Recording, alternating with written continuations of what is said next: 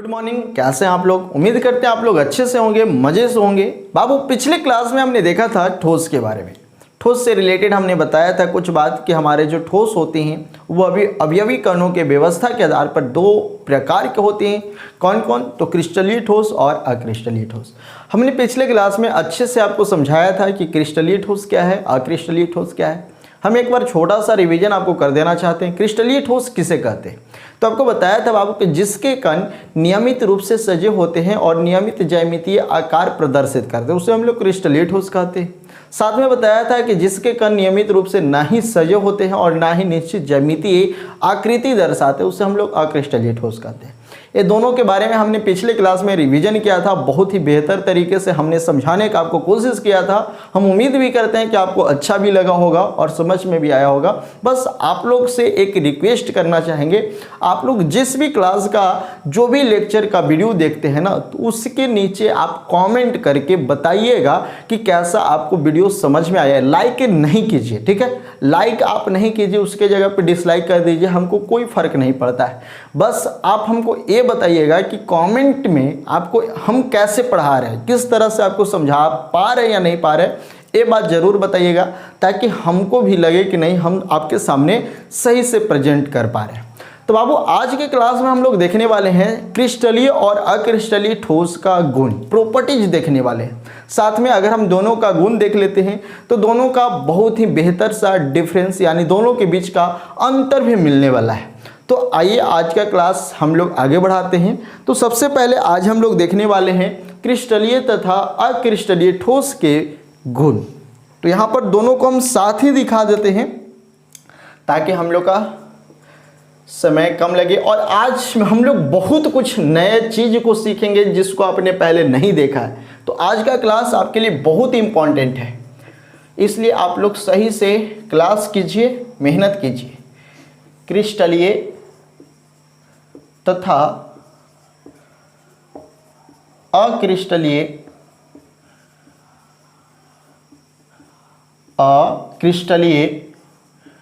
ठोस का गुण, ठीक है? क्या देख रहे हैं हम लोग? हम लोग देख रहे हैं क्रिस्टलीय और अक्रिस्टलीय ठोस का गुण यानी प्रॉपर्टीज देख रहे हैं। प्रॉपर्टीज ऑफ, आप समझ रहे हैं कि दोनों क्या है, ठोस है। तो हम डायरेक्ट यहाँ पर शॉर्ट में लिख दे रहे हैं ठोस। आप समझ जाइएगा कि कौन कौन से ठोस के बारे में यहाँ पे बताया गया है। यहाँ पर बाबू हम दोनों को एक ही साथ आपको समझाना चाहेंगे, दोनों को एक ही साथ बताना चाहेंगे ताकि हम लोग का समय कम यहाँ पर लगे और हमको बेहतर तरीके से समझ में आए। तो एक तरह से यहाँ पर हमको एक और फायदा होगा। एक और फायदा क्या होगा? चलो इधर हम कर देते हैं क्रिस्टलीय ठोस, क्रिस्टलीय ठोस, जिसको हम लोग क्या कहते हैं बाबू? Crystalline solid. और इधर हम लोग देख लेते हैं अक्रिस्टलीय ठोस, अक्रिस्टलीय ठोस, जिससे हम लोग क्या कहते हैं? अमॉर्फस सॉलिड या नॉन क्रिस्टलाइन सॉलिड। तो बहुत ही बेहतर तरीके से आपको आज दोनों के बीच का प्रॉपर्टीज पता चलेगा कि दोनों का प्रॉपर्टीज कैसा कैसा होता है और दोनों एक दूसरे से कैसे रिलेट होता है। एक बात यहाँ पर हमको फ्री में मिलने वाला है। अगर हम दोनों का प्रॉपर्टी देख लेते हैं तो एक बात यहाँ पर हमको ये भी पता चलेगा बाबू कि ये जो हमको ये दोनों साइड दिख रहा है ना, अगर हमको क्रिस्टलीय ठोस का गुण मिले तो सिर्फ इधर वाला लिख देंगे। अगर अक्रिस्टलीय ठोस का गुण पूछे तो इधर वाला लिख देंगे। लेकिन अगर हमको कभी क्रिस्टलीय और अक्रिस्टलीय के बीच में अंतर पूछे कि क्रिस्टलीय ठोस और अक्रिस्टलीय ठोस के बीच में विभेद दर्शाएं या अंतर बतलाएं, तो हम इसको दोनों को 20 लाइन छेक कर एक दने क्रिस्टलीय और एक दने क्रिस्टलीय लिख दे तो ये अंतर भी हो जाएगा। तो हम कह सकते हैं क्रिस्टलीय तथा अक्रिस्टलीय ठोस के चाहे के बीच अंतर, यानी एक तरह से डिफरेंस भी दोनों के बीच में आपको देखने को मिलेगा। तो ये बात आप समझ रहे होंगे। तो चलो अब सबसे पहले हम लोग इसका कुछ गुण देखते हैं और साथ में दोनों का अंतर हम लोग देख लेंगे। तो पहला प्रॉपर्टी जो है समझ कर पढ़ना है। इसमें बहुत सारा पॉइंट ऐसे आपको मिलेंगे जो हम आपको समझाएंगे और आपको बेहतर तरीके से समझ में भी आएगा। तो पहला पॉइंट हम लोग क्या बताएंगे? तो सबसे पहला पॉइंट हम लोग यही बताएंगे कि पिछले क्लास में हम लोग पढ़े थे कि इसका जो कण होते हैं नियमित रूप से सजे होते हैं और इसके कण नियमित रूप से सजे नहीं होते हैं। तो सबसे पहला हम लोग का पॉइंट यह बन गया, इसके कण नियमित रूप से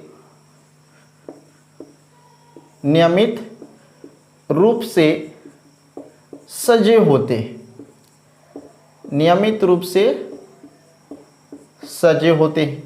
जबकि हमने पढ़ाया था बाबू कि अक्रिस्टलीय ठोस के जो कण होते हैं वो नियमित नहीं होते हैं। तो हम कह सकते हैं कि इसके कण, तो देखिए दोनों जब लिख दिए अलग अलग एक ही साथ लाइन लेकर, तो दोनों के बीच में अंतर जैसा भी दिख रहा है, इसके कण नियमित रूप से सजे नहीं होते, सजे नहीं होते। चलो, तो पहला दोनों का प्रॉपर्टीज आपको समझ में आया होगा, साथ में पहला अंतर भी आपको समझ में आया होगा। सेकंड पॉइंट की ओर चलते हैं। तो सेकंड पॉइंट भी काफी इंपॉर्टेंट है। आपको क्या बताया था कि इसके कण नियमित रूप से सजे होते हैं और निश्चित ज्यामितीय आकृति दर्शाते हैं। तो सेकंड पॉइंट यह भी बनेगा, इसके आकृति, चाहे इसको और शॉर्ट में लिख देते हैं, यह निश्चित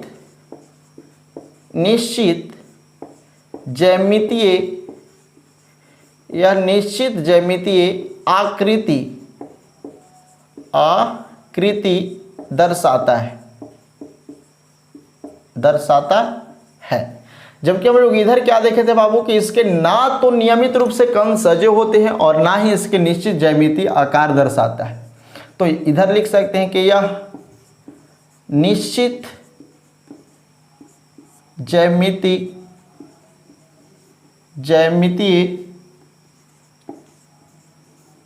आकृति नहीं दर्शाता है। समझ में आ रहा है? नहीं दर्शाता है। थर्ड पॉइंट के बारे में, तो थर्ड पॉइंट क्या होगा बाबू?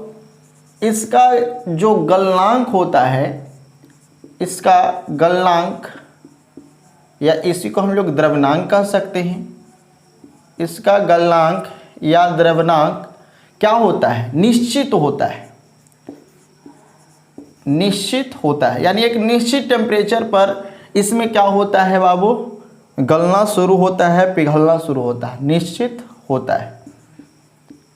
लेकिन जैसे में अगर हम मान लेते हैं कि अगर हम मिश्री को पिघलाना चाहते हैं तो उसके लिए हमको एक निश्चित टेम्परेचर चाहिए, उस पर ही वो पिघलेगा। लेकिन अगर हम एक रबर को पिघलाना चाहते हैं तो जब हम उस पर टेम्परेचर देंगे तो कहीं कुछ टेम्परेचर लगेगा, कहीं कुछ टेम्परेचर लगेगा। इसमें हमको एक साथ ही पिघलेगा, लेकिन आप देख सकते हैं कि कभी इसका रबर का एक भाग पूरा गल जाएगा लेकिन एक भाग नहीं गलेगा। यानी इसमें पूरा निश्चित टेम्परेचर एक तरह से काम नहीं करता। तो इसमें हम लिख सकते हैं इसका गलनांक निश्चित नहीं होता है, निश्चित नहीं होता है। ठीक है।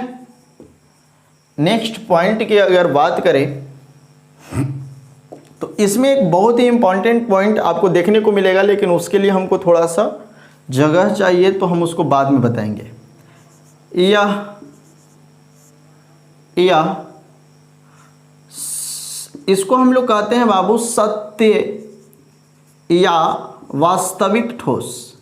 यह सत्य या वास्तविक ठोस होता है,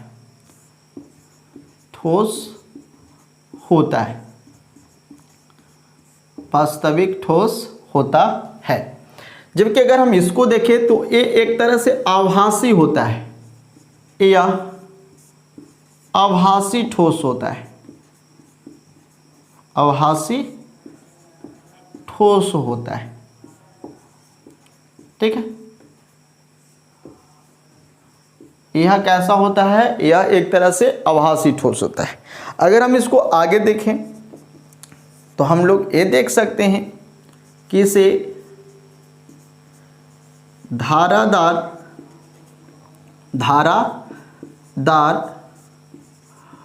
औजार, अब धारादार औजार कुछ भी हो सकता है, जैसे चाकू हो सकता है, से काटने पर, मतलब कि एग्जाम्पल ले रहे हैं चाकू, कोई ज़रूरी नहीं है कि जब इससे ज़्यादा मजबूत ठोस होगा तो उसके लिए कुछ और चीज़ का उपयोग करेंगे। काटने पर इसका जो सतह कटने के बाद होता है ना, कटने पर इसके सतह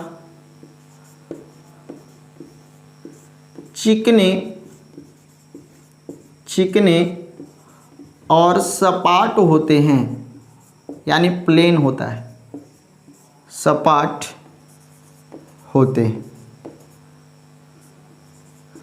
जबकि इधर करे बाबू, अगर हम इधर वाले को काटे, जैसे में आप देख सकते हैं जब हम मिश्री को काटते हैं, ठीक है, या मिश्री को तोड़ते हैं, तो टूटने के बाद जो उसका जो अंदर वाला सतह होता है ना, वो भी बिल्कुल सपाट होता है, प्लेन होता है और चिकना होता है।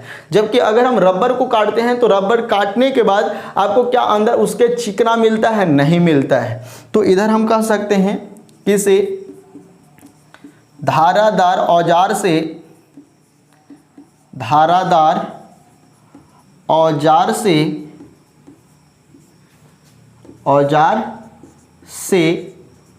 काटने पर इसके सतह चिकने और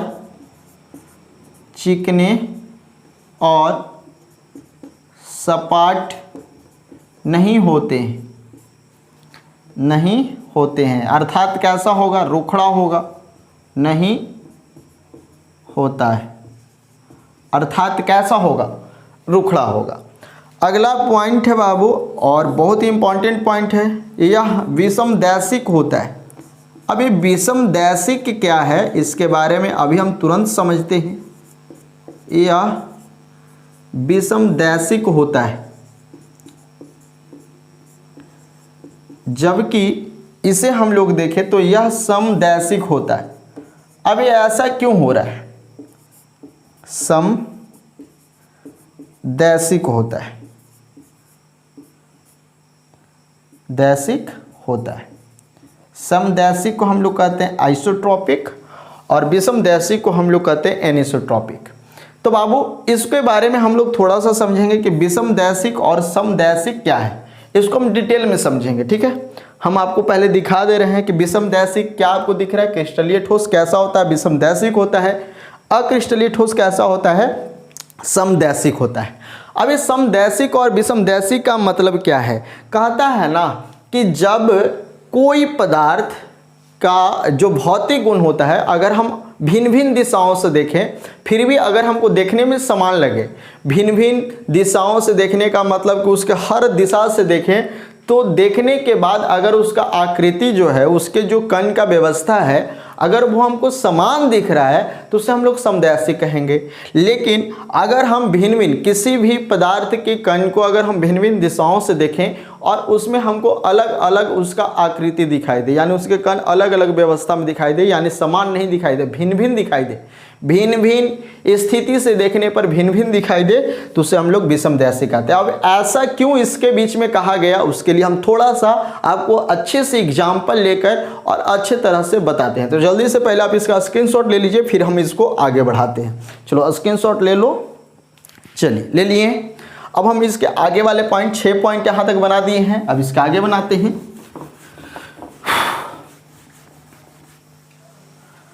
आपको समझना है और अपने कॉपी में साथ में नोट्स बनाना है, ताकि आपको कभी भी ज़रूरत पड़े तो बस इसको खोलिए और आराम से एक बार देखकर पढ़ लीजिए। और आपको एक बात जो बताएं कि आप कमेंट करके हमको बताइए, लाइक मत कीजिए, उससे हमको कोई दिक्कत नहीं है, लेकिन आप कमेंट कीजिए ताकि अच्छा खराब जैसा भी आपको मन करता वैसा कमेंट कीजिए ताकि हमको पता चलेगा, ठीक है। तो अगला पॉइंट है जो बहुत ही इंपॉर्टेंट है, 7वां पॉइंट।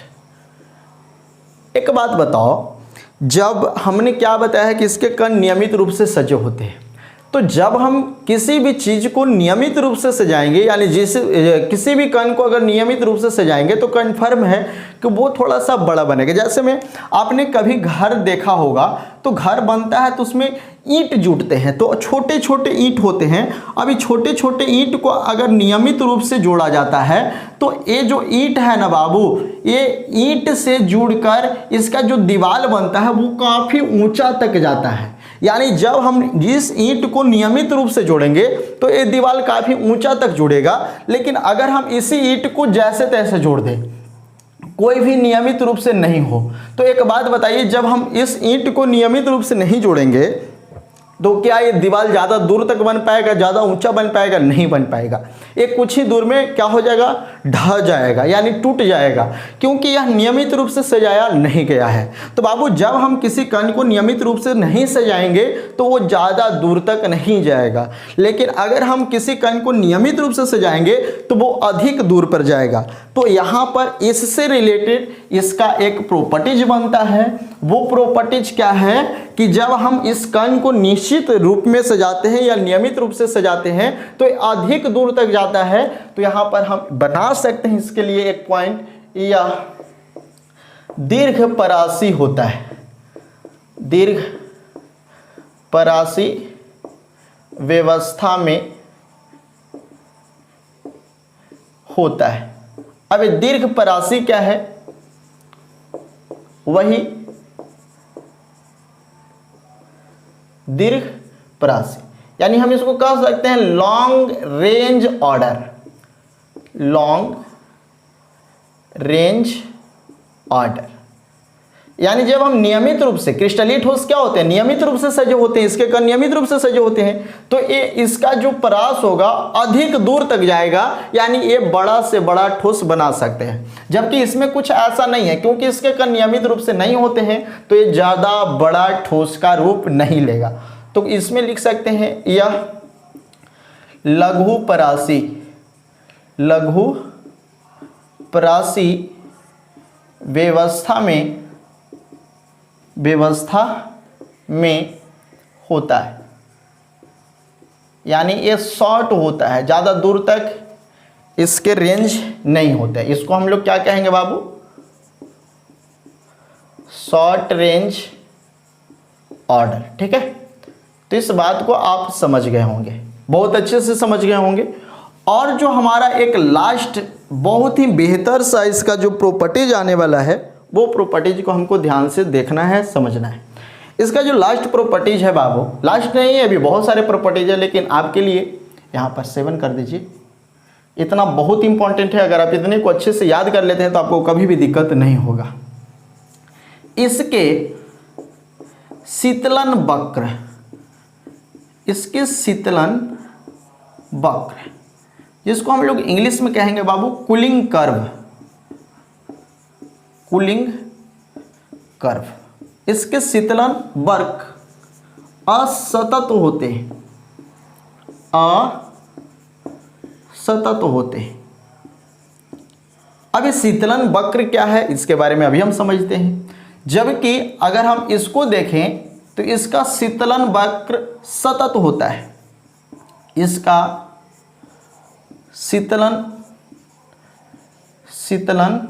वक्र, जिसको हम लोग कहेंगे कूलिंग कर्व,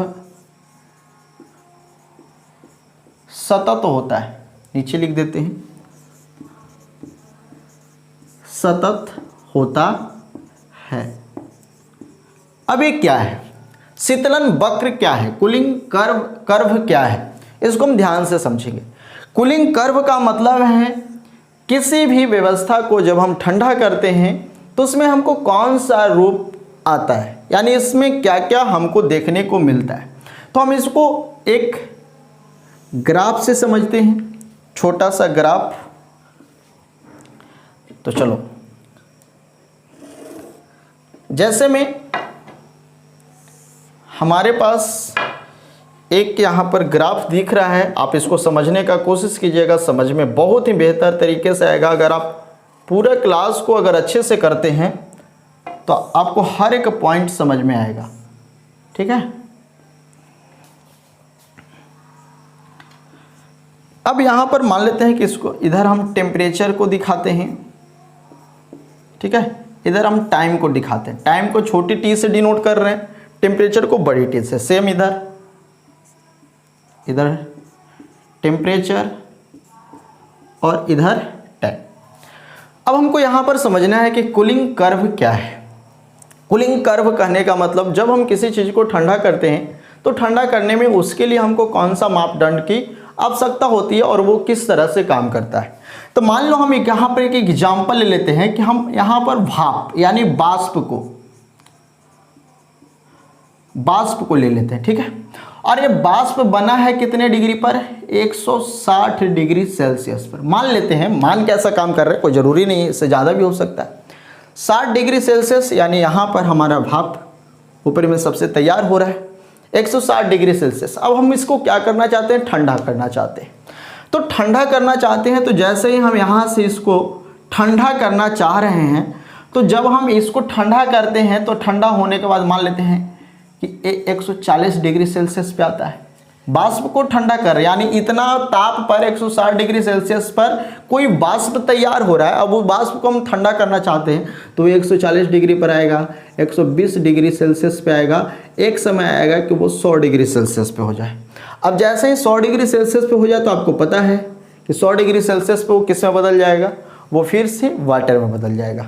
तो यहाँ पर मान लेते हैं कि भाप है, एग्जाम्पल बता रहे हैं, इसको हम ठोस से रिलेटेड भी समझेंगे।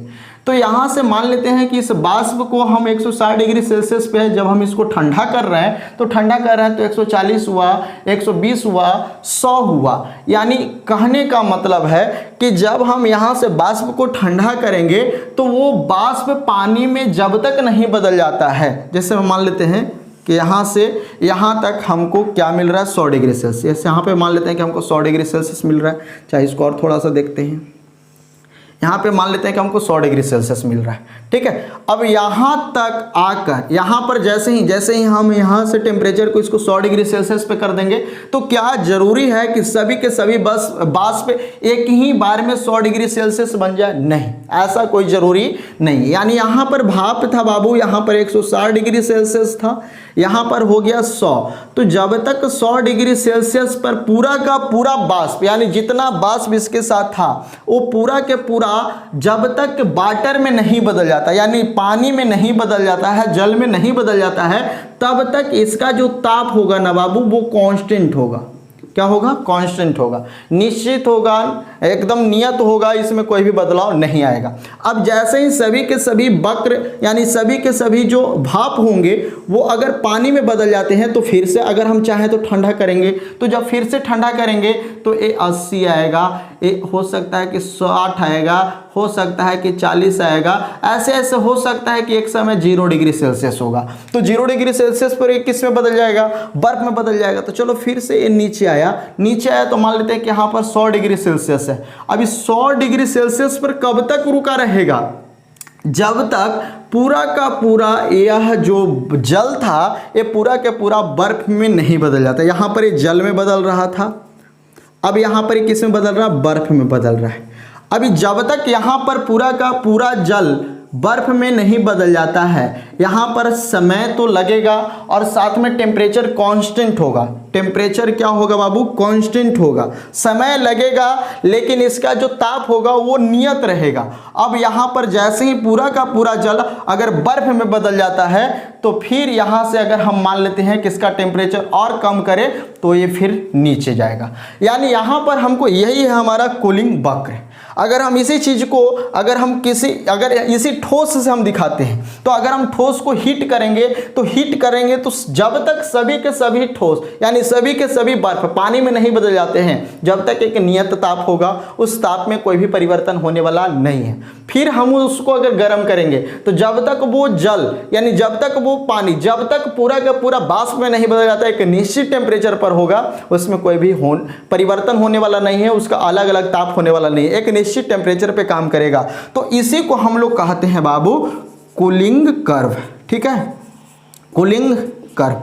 तो आपको एक बात यहां पर समझ में आया होगा कि जो क्रिस्टलीय ठोस होते हैं ना, क्रिस्टलीय ठोस डायरेक्ट नहीं पिघल जाता है या डायरेक्ट वो उल्टा नहीं हो जाता है, यानी उसका जो वाष्प होता है तो डायरेक्ट तो ठोस में नहीं जाता है। जब तक उसका पूरा का पूरा एक रूप में नहीं आता है, जब तक उसका टेम्परेचर कांस्टेंट होता है, फिक्स होता है, फिर उसके बाद बदलता है, फिर उसका कर्व थोड़ा सा नीचे जाता है, फिर उसका जब तक दूसरा जो अवस्था होता है उसमें पूरा का पूरा नहीं बदलता है, जब तक उसका टेम्परेचर कांस्टेंट रहता है। तो हम उम्मीद करते हैं कि ये आपको समझ में आया होगा। तो आप ये देख रहे हैं कि पूरा का पूरा सतत नहीं है, ये यहाँ तक आ रहा है, फिर कांस्टेंट हो जा रहा है, फिर यहाँ तक आ रहा है, फिर कांस्टेंट हो जा रहा है, फिर नीचे जा रहा है। यानी हम इसको कह सकते हैं कि अतः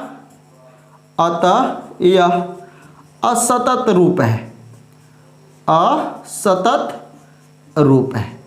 जबकि अगर हम इसमें देखें बाबू तो इसका कोई निश्चित नहीं होता है। जैसे ही मान लेते हैं कि यहाँ पर हम किसी भी चीज को, जैसे में अगर हम रबड़ को ही देख ले, तो अगर हम रबड़ को पिघलाते हैं तो वो उसका कोई निश्चित टेम्परेचर नहीं होता, कितना टेम्परेचर पर वो इसमें बदलेगा, इतना टेम्परेचर पर, वो डायरेक्ट समय के अनुसार वो अपने अवस्था में बदल देता है। यानी ये इस रूप में होता है, इसमें कोई भी कांस्टेंट नहीं होता है। तो हम इसको कह सकते हैं कि इसका जो कूलिंग कर्व होगा वो सतत होगा। क्या होगा?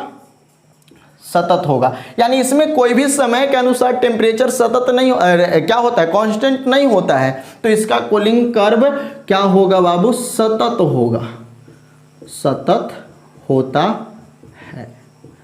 तो हम उम्मीद करते हैं कि ये बात भी आपको समझ में आया होगा। फिर से एक बार समझ लो कि जब हम किसी भी ठोस को अगर हम पिघलाते हैं तो पिघलाते हैं बाबू, तो जब तक पूरा का पूरा लिक्विड फॉर्म में नहीं आ जाता है उसका टेम्परेचर कांस्टेंट होता है। फिर से समझिए, जब तक किसी ठोस को अगर हम पिघला रहे हैं, ऐसे तो ये पिघलाने वाला नहीं है, ठंडा करने वाला है, लेकिन हम आपको बता रहे हैं कि पिघला रहे हैं, तो जब तक सभी के सभी ठोस एक फॉर्म में नहीं आ जाते हैं उसका टेम्परेचर कांस्टेंट हो जाता है। फिर अगर हम उस लिक्विड को अगर हम गैस में लाना चाहते हैं तो फिर से हम हीट करेंगे अधिक टेम्परेचर पर, तो वो टेम्परेचर जब तक बना रहेगा जब तक सभी का सभी द्रव वाष्प में नहीं बदल जाता है। तो ये बात समझ में आ गया होगा।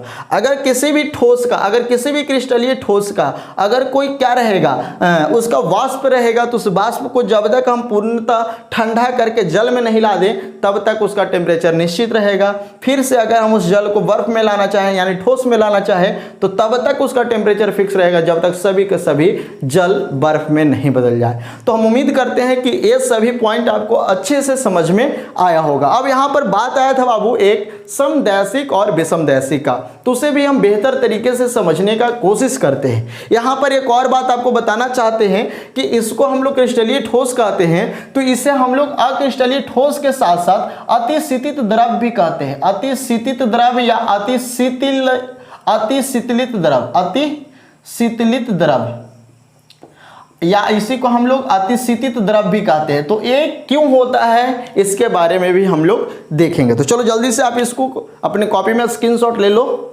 स्क्रीनशॉट लेके नोट कर लो। तो ये हमारा हो गया बाबू क्रिस्टलीय तथा अक्रिस्टलीय ठोस का गुण और साथ में क्रिस्टलीय तथा अक्रिस्टलीय ठोस के बीच का अंतर।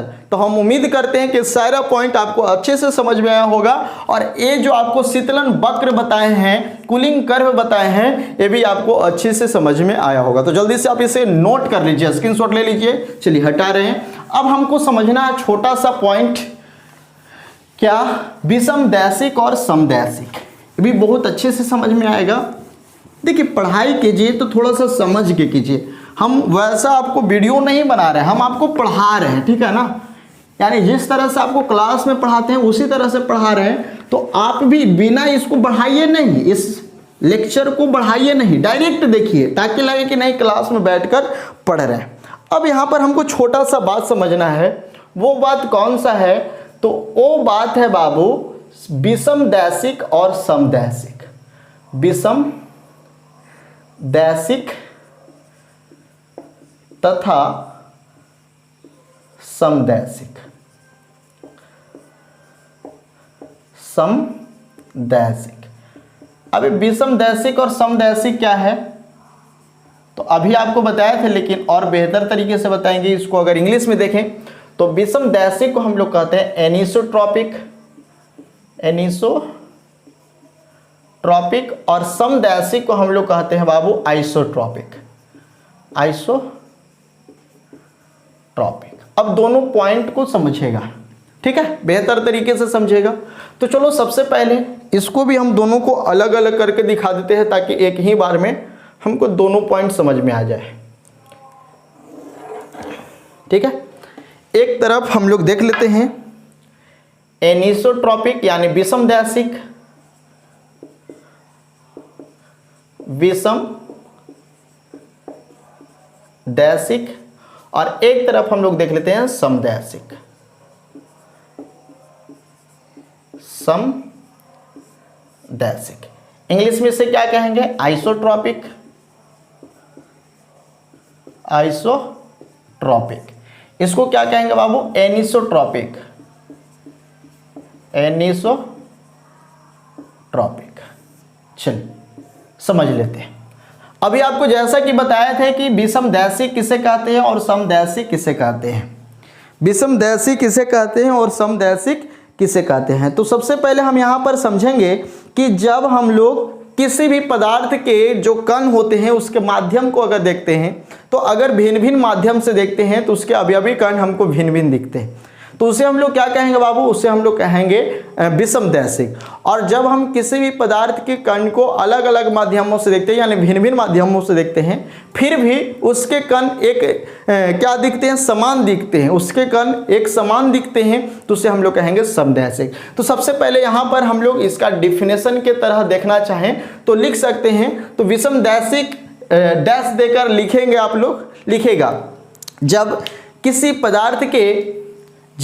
पदार्थ के अवयवी कणों को भिन्न भिन्न माध्यम से देखने पर उसके भौतिक गुण भिन्न भिन्न दिखते हों, उसे विषमदैशिक कहते हैं। तथा पैराग्राफ चेंज करके लिखेगा, तथा इस गुण को विषमदैशिकता कहते हैं। तथा इस गुण को क्या कहते हैं? विषमदैशिकता कहते हैं। अब दोनों इसके बारे में समझाते हैं, उसके बाद समदैशिक के बारे में लिख लेगा, ठीक है। समदैशिक का डिफिनेशन लिखो, उसके बाद दोनों का एग्जाम्पल हम समझाते हैं। समदैशिक जब किसी पदार्थ के अवयवी कणों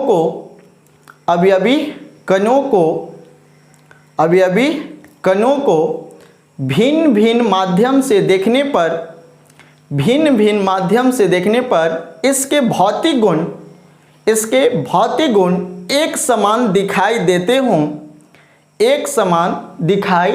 हों, समदैशिक कहलाता है या समदैशिक कहते हैं। तथा इस गुण को समदैशिकता कहते हैं। चलो अब यहाँ पर समझ लेते हैं कि विषमदैशिक क्या है और समदैशिक क्या है। तो विषमदैशिक क्या है बाबू? तो आपको बताए थे कि जो क्रिस्टलीय ठोस होगा ना, जो क्रिस्टलाइन सॉलिड होगा वो क्या होगा? विषमदैशिक। और इधर बताए थे कि जो अमorphous सॉलिड होगा, अमorphous यानी नॉन क्रिस्टलाइन सॉलिड, अक्रिस्टलीय ठोस, वो क्या होगा बाबू? वो होगा समदैशिक। अब दोनों का एग्जाम्पल, तो क्रिस्टलीय सॉलिड में हमने एक एग्जाम्पल बनाया था NaCl का, कि जो NaCl है वो क्या है? क्रिस्टलीय ठोस है। तो चलो हम यहाँ पे बना लेते हैं। तो आपको पता है ना कि किसी भी पदार्थ में उसी के कण उसी के चारों तरफ दोलन करते रहते हैं। तो यहाँ पर हम क्रिस्टलीय ठोस को दिखाते हैं। NaCl, फिर Na, फिर Cl, फिर Na, ठीक है। होगा यहाँ क्लोरीन होगा, यहाँ क्लोरीन होगा, यहाँ क्लोरीन होगा, यहाँ क्लोरीन होगा। चलिए इस तरह से हम लोग देख लेते हैं, यहाँ भी क्लोरीन होगा। अब हमको यहाँ पर एक बात को समझ लेना है कि ए हमारा क्या है? एक और नीचे बना देते हैं। यहाँ Cl होगा, यहाँ Cl होगा, यहाँ Cl होगा। अब यहाँ पे क्या होगा, NA होगा, NA होगा, NA होगा, प्लस प्लस प्लस। ठीक है, अब यहाँ पर आपको ये बात समझ में आएगा, अच्छी तरह से समझ में आएगा। इधर हम लोग देख लेंगे विषम दैशिक को। तो यहाँ पर हमने क्या बताया कि किसी भी कण के चारों तरफ दोलन करते हैं। तो यहाँ पर आप देख सकते हैं कि सोडियम है तो इसके चारों तरफ क्या है, क्लोरीन है। अगर हम किसी क्लोरीन को देखते हैं तो इसको चारों तरफ देखिए क्या है, सोडियम है, सोडियम सोडियम सोडियम सोडियम। तो ये बात हमको समझ में आ गया कि इसके कण नियमित रूप से सजे होते हैं और नियमित क्या होते हैं, ज्यामितीय आकार प्रदर्शित करते हैं। तो अब हमको यहाँ पर समझना है कि विषम दैशिक और समदैशिक क्या है। तो यहाँ पर ये जो एग्जाम्पल है एक तरह से विषम दैशिक का है। अब ये कैसे है तो उसके बारे में समझते हैं। हमने क्या बताया है कि जब भी किसी पदार्थ के अवयवी कण के भौतिक गुण को अगर देखते हैं तो अलग अलग माध्यम यानी भिन्न भिन्न माध्यम से देखने पर हमको भिन्न भिन्न दिखाई देता है, तो उसे हम लोग क्या कहते हैं, विषम दैशिक कहते हैं। तो सेम इसी को हम लोग देखते हैं। तो चलो अगर हम इसको सीधे सीधे देखते हैं, अगर हम इसको सीधे सीधे देखते हैं तो आपको क्या दिखाई दे रहा है, इसको में दिखाई क्या दे रहा है, इधर देख लीजिए सोडियम क्लोरीन सोडियम क्लोरीन, यानी आपको इसमें सोडियम क्लोरीन दिख रहा है। लेकिन अगर हम इसी को अगर हम इस तरह से देखते हैं, ठीक है, अगर हम इस तरह से देखते हैं तो क्या देखिए तो एक समान दिखाई दे रहा है। इधर देखते हैं तो सोडियम, अगर हम इस लाइन के इस साइड देख रहे हैं तो आपको क्या दिख रहा है, सोडियम सोडियम सोडियम सोडियम, यानी इस लाइन की इस तरफ आपको सोडियम दिख रहा है। और अगर इस लाइन की इस तरफ देखते हैं तो क्लोरीन क्लोरीन क्लोरीन क्लोरीन। तो क्या इधर देख रहे हैं तो सोडियम क्लोरीन मिल रहा था, लेकिन अगर इधर देख रहे हैं तो हमको sodium sodium sodium chlorine chlorine chlorine, यानी देखिए अलग अलग दिशा से देख रहे हैं, एक इधर से एक इधर से।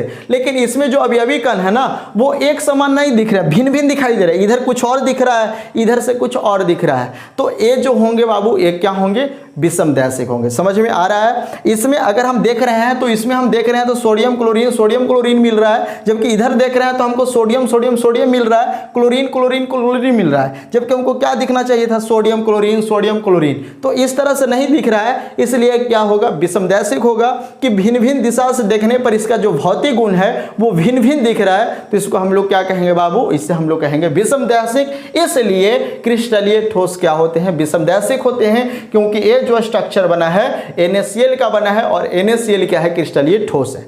लेकिन अगर हम लोग इसको देखें बाबू आइसोट्रॉपिक, तो हम इसका एग्जांपल ले लेते हैं रबर जो क्या है बाबू, अक्रिस्टलीय ठोस है। तो अगर हम रबर के कण को देखते हैं, तो उसके कण नियमित रूप से सजे नहीं होते, उसके कण जैसे तैसे सजे होते हैं। ठीक है ना, जैसे तैसे कहने का मतलब उसमें कोई भी निश्चित ज्यामितीय रूप नहीं दिखाई देता है, जहां मन तहां उसका कण सजा होता है, जहां मन तहां, मान लेते हैं जहां मन तहां। तो एक बात बताओ बाबू, जब कहीं आपको भीड़ दिखाई देता है तो यहां से अगर देखते हैं तो भी हमको एक ही समान दिखाई देता है, उसको हम किसी और एंगल से दिखते हैं तो भी एक ही समान दिखाई देता है। यानी भीड़ में आपको सही सामान्य रूप से पता चल पाता है कि इधर से कौन है इधर से कौन है। जैसे में एक एग्जाम्पल आप समझ लीजिए, आपने पहले कभी स्कूल में पढ़ा होगा, तो स्कूल में जब पढ़ा होगा ना तो प्रे के समय लाइन लगाया जाता था। तो लाइन में एक 9th क्लास का लाइन था, एक 10th क्लास का था, एक 8th क्लास का था, एक 5 क्लास का था, एक 11th का था, एक 12th का था, ऐसे पहले लाइन लगता था।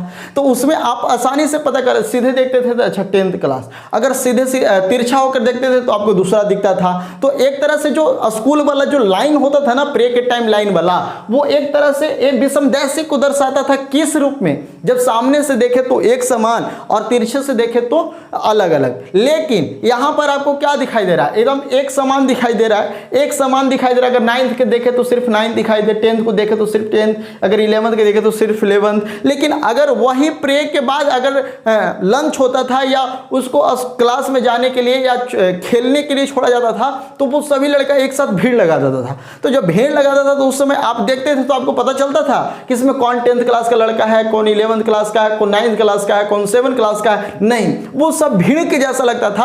और भीड़ में जिधर से देखिए आपको एक ही समान का भीड़ दिखाई देता था। आप उसको उधर से देखिए तो ही एक ही समान, आप उसको उधर से देखिए तो भी एक ही समान, आप इसको इधर से देखिए तो भी एक समान, यानी अलग अलग दिशाओं से देखने पर भी वो भीड़ हमको एक ही समान लगता है, तो वो भीड़ क्या है बाबू, समदैशिक है। जबकि जो प्रे वाला लाइन होता है वो एक तरह से क्या है, विषमदैशिक है।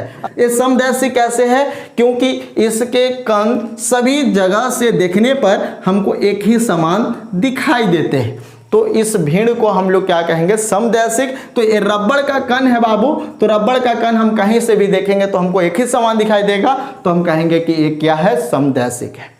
तो ए था बाबू विषमदैशिक और ए था बाबू समदैशिक। हम उम्मीद करते हैं कि आपको ये दोनों पॉइंट अच्छे से समझ में आया होगा। कोई भी अगर पॉइंट दिक्कत हुआ है तो आप हमसे पूछ सकते हैं, उसको भी आप क्लियर कर सकते हैं। तो जल्दी से आप इसको नोट कर लीजिए अपने कॉपी में, स्क्रीनशॉट इसका ले लीजिए। अब हम एक छोटा सा पॉइंट आपको यहाँ पर समझाने वाले हैं, तो जल्दी से यहाँ पर आप इसको नोट कर लीजिए। चलिए नोट कर लिए। अब हम यहाँ पर एक छोटा सा पॉइंट आपको समझाने वाला है। ये आपको समझ में आ गया होगा भाई, विषमदैशिक और समदैशिक क्या है, समझ में आ गया होगा। अब यहाँ पर हम एक छोटा सा पॉइंट समझते हैं। वो पॉइंट क्या है, तो वो पॉइंट ये है कि हमने अभी बताया था कुछ समय पहले कि जो अक्रिस्टलीय ठोस है, अक्रिस्टलीय ठोस है, उसे हम लोग कुछ और भी कहते हैं। अक्रिस्टलीय ठोस को अतिशीतित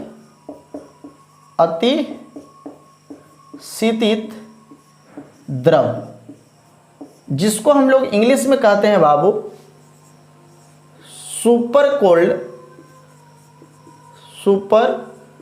कोल्ड लिक्विड कहते हैं। क्यों? एक क्वेश्चन एक छोटा सा पूछता है, बहुत बार पहले भी पूछ चुका है, ठीक है ना। एक क्वेश्चन हमारे पास पूछा, क्वेश्चन कि अक्रिस्टलीय ठोस को अतिशीतित द्रव, अक्रिस्टलीय ठोस को अतिशीतित द्रव यानी सुपर कोल्ड लिक्विड क्यों कहते हैं, यानी क्रिस्टलाइन नॉन क्रिस्टलाइन सॉलिड को सुपर कोल्ड लिक्विड क्यों कहते हैं। तो क्यों कहते हैं, इसके पीछे एक छोटा सा वजह है। इसके कण नियमित रूप से सजे नहीं होते, इसके कण नियमित रूप से सजे नहीं होते हैं। जब ये नियमित रूप से सजा है ही नहीं तो ये कन्फर्म है कि क्या होगा, कमजोर होगा। और जब कमजोर होगा बाबू तो इसको हम कम ही टेम्परेचर पर इसको हम पिघला सकते हैं। क्यों पिघलेगा, क्योंकि ये कमजोर है, इसमें मजबूती नहीं है। मजबूती क्यों नहीं है, क्योंकि इसके कण नियमित रूप से सजे नहीं है। तो जब नियमित रूप से नहीं सजा है तो इसको हम कम ही ताप पर पिघला सकते हैं। कम ताप पर क्या कर सकते हैं, पिघला सकते हैं। तो जब कम ही ताप पर पिघल जाएगा तो ये जल्दी से द्रव रूप में आ जाएगा। तो द्रव रूप में आने के वजह से ही इसे हम लोग क्या कहते हैं, सुपर कोल्ड लिक्विड कहते हैं। तो हम इसको छोटा सा एकदम छोटे से भाषा में हम इसको यह समझा सकते हैं या यह लिख सकते हैं कि अक्रिस्टलीय ठोस वास्तविक में ठोस है ही नहीं, क्योंकि इसके कण अनियमित रूप से सजे होते हैं। और अनियमित रूप से सजे होने के कारण जब हम इसको गर्म करते हैं तो एक कम ही ताप पर जल्दी से द्रव अवस्था में परिवर्तित हो जाता है। और जब ये जल्दी से द्रव अवस्था में परिवर्तित हो जाता है तो इसी कारण हम इसको कहते हैं अतिशीतित द्रव। तो ये पॉइंट आपको समझ में आ गया होगा। इसको आप अपने कॉपी में अच्छे से नोट कर लीजिए। इसको आप नोट कर लीजिए कि अक्रिस्टलीय ठोस के कण नियमित रूप से नहीं सजे होते हैं, जिसके कारण इसे हम कम ताप पर ही द्रव अवस्था में बदल सकते हैं। इसलिए ही या अतः इस कारण ही अक्रिस्टलीय ठोस को सुपर कोल्ड लिक्विड यानी अतिशीतित द्रव या इसी को कहीं कहीं अतिशीतलित द्रव भी कहा जाता है। तो अतिशीतित द्रव या अतिशीतलित द्रव कहते हैं। तो आज का टॉपिक आपको क्या लगा, कैसा लगा, समझ में आया या नहीं, कितना समझ में आया, कौन सा पॉइंट में आपको दिक्कत हुआ, ये सारे पॉइंट के बारे में आप बताइए, कमेंट कीजिए। और हम 11th का क्लास यानी 30 तारीख 30 जुलाई से शुरू करने वाले फिर से, यानी पहले का जो हम लोग के पास 24 लेक्चर है, यानी 24 लेक्चर पहले से पड़ा हुआ है। तो जो भी 11th के नए स्टूडेंट हैं और उसे नहीं देखे हैं तो पहले आप उसको जाकर कवर कर लें। उसके बाद आपको 30 जुलाई से फिर से हम लोग का 11th उसके बाद शुरू होने वाला है। तो आपके जो भी छोटे भाई बहन हैं उन सभी के पास ये इन्फॉर्मेशन को पहुंचा दीजिए। आज का क्लास कैसा लगा कमेंट करके जरूर बताइए। तो फिर से मिलते हैं हम लोग नेक्स्ट क्लास में और अगले क्लास में हम इसके आगे समझते हैं।